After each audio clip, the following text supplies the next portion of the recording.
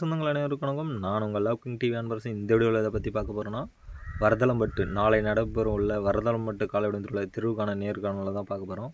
முதல் பரிசு 75,000, இரண்டாம் பரிசு 65,000, மூன்றாம் பரிசு 55,000, நான்காம் பரிசு 45,000, 75 பரிசுகள் மொத்தம். வீடியோ பார்க்கலாம்.